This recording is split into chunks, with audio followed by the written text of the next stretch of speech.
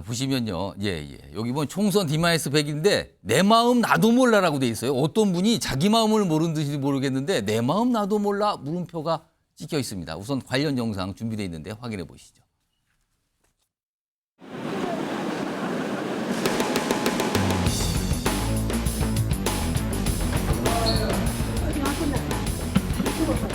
와이프하고 아이만 빼고 다 바꿔야 된다.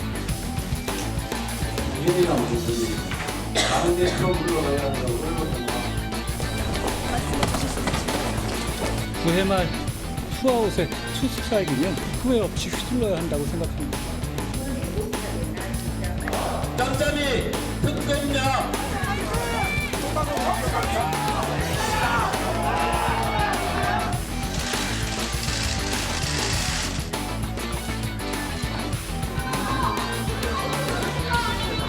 가결되었음을 선포합니다.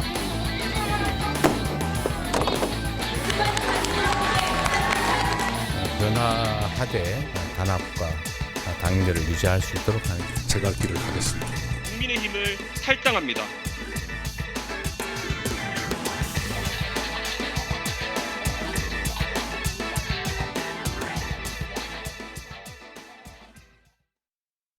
자, 오늘이 새해 첫날이거든요. 언론사들이 미리미리 준비한 게 있는데 바로 여론조사 결과 앞선 주제도 전해드렸는데 오늘도 정당 지지율 이거 빠지지 않고 나온 곳이 있는데 소개해드리죠. 바로 이겁니다. 정당 지지도 국민의힘이 39, 더불어민주당이 34. 물론 이제 오차 범위 내입니다만 약간 국민의힘이 앞선 결과가 나왔죠. 그러면은 최근에 여론조사 결과하고 약간 달라진 건가? 약간 국민의힘이 뭔가 조금 앞서 나간 모습이죠. 39대 34가 나왔고요. 뭐 다른 정당들 4%, 3% 그리고 없음이 19% 굉장히 높게 나왔어요. 근데 일단 거대 정당은 39대 34로 나왔습니다. 다음 보겠습니다. 그런데요. 이런 여론조사 결과도 있습니다. 오늘 한국갤럽에서 똑같은 여론조사에서 설문이 좀 다른 건데 똑같이 나온 거예요. 이겁니다. 내일이 총선이라면 어느 정당 후보에 투표를 하실까요?라고 물어본 겁니다. 자, 그런데 여기 보면 국민의힘 후보라고 얘기하신 분은 38, 더불어민주당 후보라고 말씀하신 분은 41이에요. 자, 그런데 앞서 여론조사 결과는 국민의힘 39, 민주당이 34인데 여긴 좀 다릅니다. 뭔가 바뀌었어요. 다음 하나 더 보겠습니다. 자, 다른 여론조사 결과인데도 이것도 비슷해요. 내일 총선이라면 어느 정당 후보에게 투표하겠는가? 역시 국민의힘이 조금 뒤집니다. 34. 민주당이 39입니다. 정당 지지율하고 조금 다르죠, 지금요. 자, 배훈창 소장님. 예. 자, 정당 지지율에서는 국민의힘이 물론 오차 범위 내지만 소폭 앞서고 있었어요. 근데 내일 총선이라면 어느 정당 후보를 뽑겠느냐는 민주당이 소폭 앞섭니다. 이건 어떻게 봐야 됩니까? 총선 구도의 역량이라고 봐야 되겠죠. 왜냐하면은 당을 물어본 것 이전에 우리가 선거라는 것은 결국 구도가 중요합니다. 정부를 지원하겠느냐, 정부를 견제하겠느냐. 그러니까 당을 물어볼 때하고 총선에서 내일이 총선일이라면 어느 정당에 투표하겠냐. 이럴 때는 대통령 지지율이 또 중요한 기준이 되는 겁니다. 그러니까 이른바 우리가 정부 지원론이냐, 정부 견제론이냐. 대통령의 부정평가가 지금 매우 높지 않습니까? 50%대 60% 가까이. 이러다 보니까 이 영향이 선거라는 용어가 들어가면 작동돼 버린다. 왜? 선거에 대해서 물을 때는 말하자면 총선 구도, 정부 견제론이 조금이라도 정부 심판론이 조금이라도 더 두드러지는 현상이 있는 거죠. 이게 이제 국민의힘으로서는 부담입니다. 그래서 윤석열 대 이재명 이 대결 구도로 갈 수가 없었던 것이고 그래서 전격적으로 전면적으로 선택한 것이 한동훈 비대위원장 카드라고 봐야 되겠죠. 최영두 의원님, 좀 최영두 의원님이 좀 설명을 하시겠다고 좀 표시해 주셨는데, 그러니까 다시 말씀드리면 시청자 여러분께 다시 말씀드리면 이겁니다. 정당 지지율에서는요, 오늘 나온 여론조사 결과들입니다. 정당 지지율에서는 국민의힘이 소폭 앞섰어요. 근데 내일이 총선이라면 어느 정당 후보에게 표를 주겠냐라는 질문에 대해서는 민주당이 앞서는 결과가 나왔단 말이에요. 그러니까 두 가지가 어떻게 같이 나온 거죠? 이거는 현실적으로 지금 민주당 의석수가 170석 가까이 되지 않습니까? 예. 그 특히 수도권에 보면은 지금 대부분 민주당 의원입니다. 그러니까 지금 우리 당 후보는 아직까지 지금 예비 후보로 뛰고 있겠습니다만 저 유권자들에게 잘 인식이 안 돼 있는 상태입니다. 우리 정당에 대해서는 뭔가 지금 한동훈 비대위원장이 예. 동료 시민들과 함께 미래 그리고 공동체를 위해서 일하겠다 이런 것들로 해서 인식이 좋아지고 있는데 당장 우리 동네 국민의힘 후보가 누구냐에 대해서는 잘 모르는데 반면에 민주당은 전통적으로 수도권에서 강시였습니다만 수도권의 대부분 지역에서 민주당 의원이고 그 의원의 활동을 알고 있습니다. 또 예. 일부 좀 스타덤도 있는 의원도 계시고 하니까 그래서 더더욱 이제 우리 당에서 수도권과 이런 새로운 공천이 중요해지죠. 그래서 민주당 의원들의 개인적인 활동이나 인지도가 예, 영향을 줬다라고 보시는 그렇습니다. 겁니까? 실제로 이런 조사 결과에 대해서 평론가들도 그렇게 이야기하는 걸 분석을 하는 걸 보았습니다. 그럴 수밖에 없죠. 당장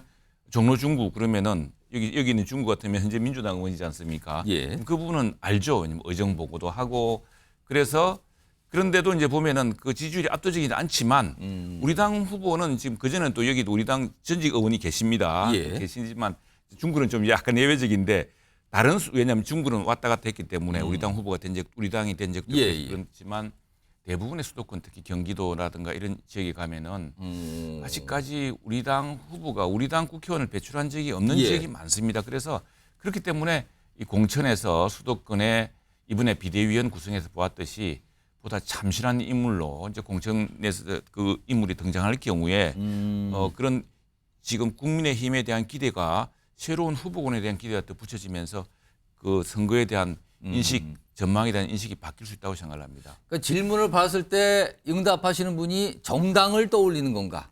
아니면 우리 동네나 우리 쪽에 국회의원이 누구였지? 이걸 떠오르는가? 이 차이 때문에 약간 다른 결과가 나왔다 이런 설명이신데 이번에 정기남 교수님 앞에 첫 번째 지지율이에요. 정당 지지율. 최근에 보면 사실은 지난주도 그렇고 그 지난주 보면은 민주당이 앞선 결과도 많이 있었는데 최근 오늘 첫 나온 조사, 올해 처음으로 공개된 조사에서는 국민의힘이 오차 범위 내지만 앞섰단 말이에요. 이것도 역시 아까 말씀하신 뭐 컨벤션 효과라고 봐야 됩니까? 아니면 이것도 어떻게 해석해야 됩니까? 어쨌든 한동훈 비대위원장 출범으로 인한 예. 기대감이 반영되고 있다. 이렇게 볼 수 있겠습니다. 그래서 지금 좀 전에 최영두 의원님도 말씀하셨습니다만 정체적으로 정당 지지도는 오차범위 내의 접전 양상이지만 예. 지역구 단위로 가면 지역구 후보의 경쟁력에 있어서는 역시 민주당 후보가 어느 정도 경쟁력을 지금까지는 보여주고 있다. 근데 인지도라든지 지역구 선거에서는 민주당이 상대적으로 강세를 보일 걸로 우리가 볼 수 있다라는 것과 어느 정도 연관성이 있어 보입니다. 예. 자, 그런데 이게 정당 지지도라고 하는 것이 반드시 선거 때 투표와 똑같은 양상으로 나타나느냐 꼭 그런 건 아니거든요. 예. 앞으로 남은 100일 동안에 각 당이 보여주는 어떤 공천 후보의 예. 어떤 경쟁력이라든지 또 공천 과정에 있어서의 어떤 그 당의 혁신에 대한 어떤 이미지라든지 이런 것들이 과연 국민들에게 어떻게 비춰지냐에 따라서 이 지지율이 어떤 그 변화와 상관없이 예. 그 후보의 당락은 결정될 수 있는 그런 정도의 어떤 그 범위 내에 있다. 예. 이렇게 보는 게 맞아 보입니다. 다시 한번 강조해드리면 일단 숫자가 우열이 있어요. 그러나 전체로 보면 오차 범위 내의 우열이거든요. 그러니까 이런 것도 감안하셔야 된다는 말씀 좀 강조해드리고요. 자, 그럼 여기서 궁금해지는 지점이 나타났습니다. 총선이 이제 100일, D-100일이거든요. 죄송합니다. 자, 그럼 앞으로 총선까지 민심을 흔들 변수는 과연 무엇일까? 지금 앞에 제가 5분 패널 분들께 앞에 이 동그란 판례를 드렸거든요. 자, 앞으로 총선까지 이게 변수 같다. 단어 한두 개 정도로 좀 써주시죠. 지금 바로 써주세요.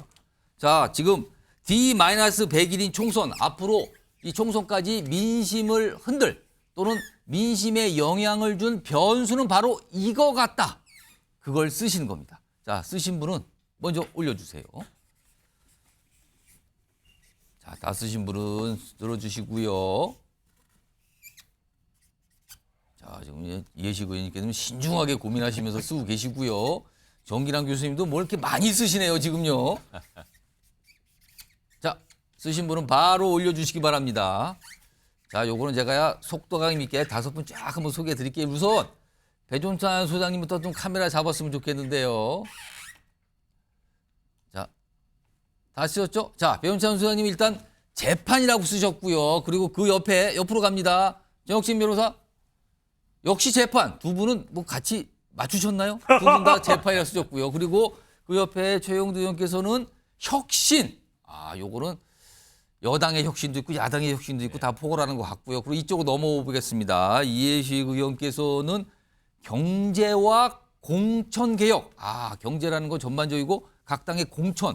요것도 영향을 줄 것 같다. 그리고 마지막으로 정기람 교수님께서는 뭘 지우셨어요? 썼다가? 결국은 이제 저는 선거 결과를 어떻게 예측할 거냐에 관련해서 20, 30대 부동층 공약을 어떻게 여야 여느 당이 먼저 선점하느냐 뭐 이런 부분을 먼저 지적한 겁니다. 알겠어. 부동층.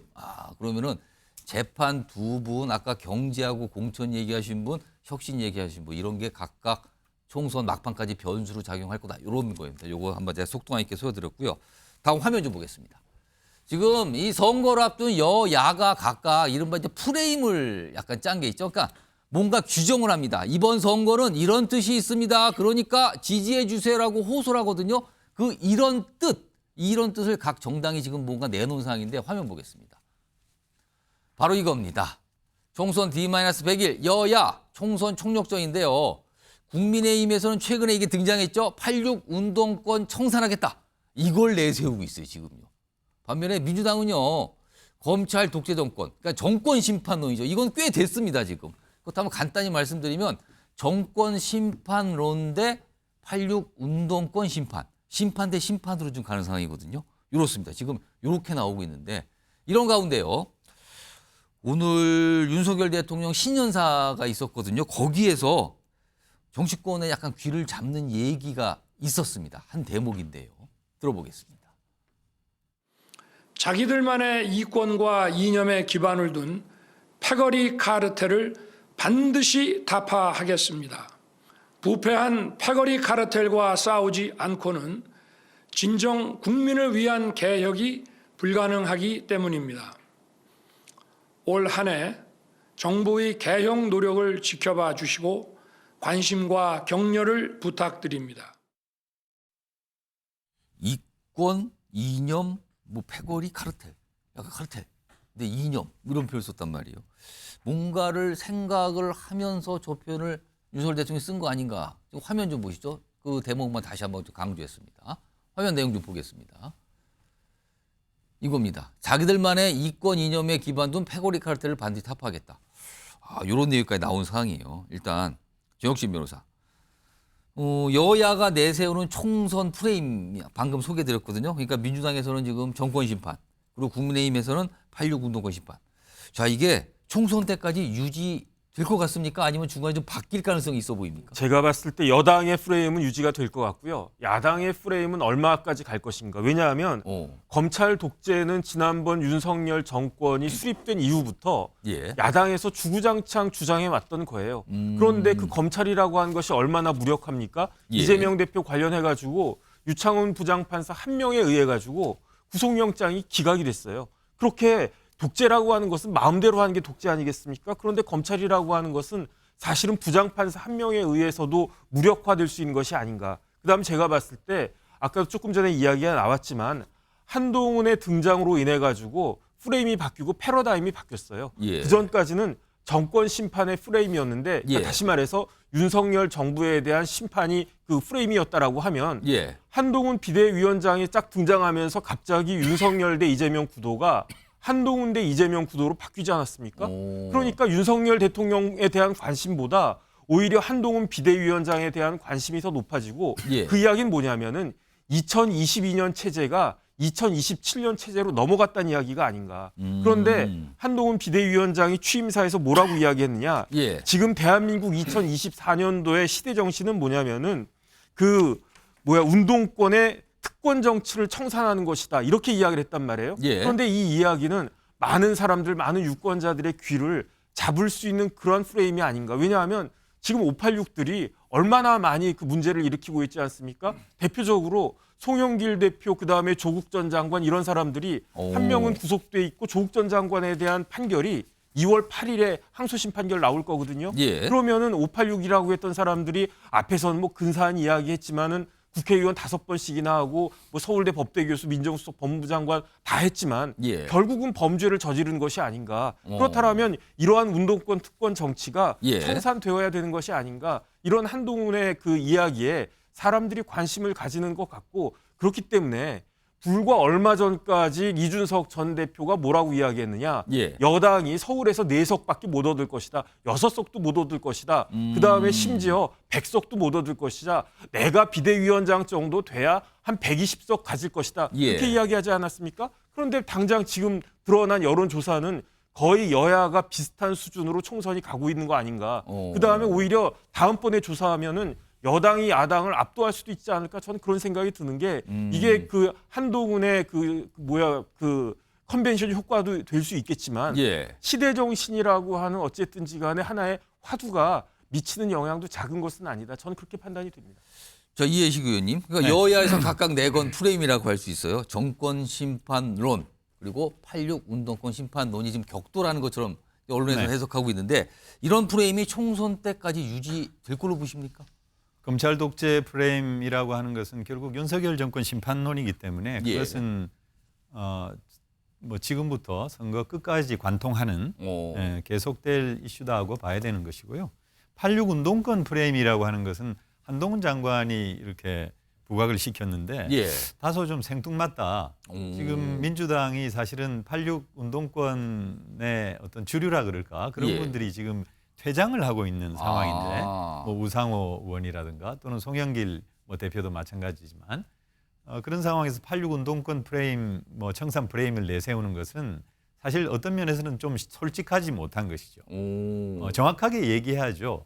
윤석열 대통령, 윤석열 정부를 지지하고 성원해서 국가를 바로 세워야 된다 이렇게 주장해야 되겠죠. 그래서 정권 안정론 혹은 정권 뭐 후원론 이렇게 솔직하게 얘기를 해야 되는데 뭐 민주당을 타겟으로 삼아 가지고 이런 어떤 프레임을 통해 가지고 뭔가 이렇게 분칠을 하려고 하는 좀 이렇게 프레임 자체를 좀 왜곡하려고 하는 그렇게 해서 국민들의 민심을 얻겠느냐 전혀 저는 잘못 짚었다 이렇게 생각을 하고요. 그리고 윤석열 대통령께서 오늘도 신년사를 통해서 그런 말씀을 하셨는데 사실 전체주의 세력 이렇게 얘기를 하면서 국민 갈라치기를 계속 해왔단 말입니다. 그런데 그 말이 사라진 것은 사실은 강서 보궐선거, 강서구청장 보궐선거 패배한 이후에 그 말이 사라졌어요. 국민이 무조건 옳다, 언제나 옳다 이렇게 말씀하시면서 국민을 이렇게 받들려고 하는 그런 기조로 갔다가 지금 그게 다시 돌아갔어요. 일단 한동훈 비대위원장이 비대위원장 취임을 하면서 국민 갈라치기를 또 했죠. 개딸 전체주의. 개딸이라고 하는 것은 민주당의 당원들을 상징하는 것인데 민주당 당원들이 거의 권리당원만 그러니까 돈을 내는 권리당원만 거의 200만 가까이 됩니다. 그런데 그 권리당원들에 대해서 개딸 전체주의라고 이렇게 못을 박는다든지 그리고 운동권 특권 세력 민주당 국회의원들의 170석 전체를 운동권 전체주의 세력으로 낙인을 찍는 거 이게 과연 온당한 일인가. 그리고 오늘 우리 윤석열 대통령께서 또 패거리 이 카르텔 이런 말씀을 통해 가지고 이렇게 국민 갈라치기하고 야당이나 지지하지 않는 사람들에 대해서 이렇게 적대화하는 이런 프레임으로는 선거에 질 수밖에 없다 저는 그렇게 생각합니다. 그래서 일단 대통령은 통합적으로 나가야 되고 모든 국민들의 다양한 의견을 잘 받들겠다라고 하는 그런 태도를 보여주시고 그리고 지금까지 잘못한 것에 대해서 성찰하고 반성해서 우리 앞으로는 잘하겠다. 이런 어떤 메시지를 통해서 여당의 어떤 안정성 이런 것을 키워가야 되는 것이거든요.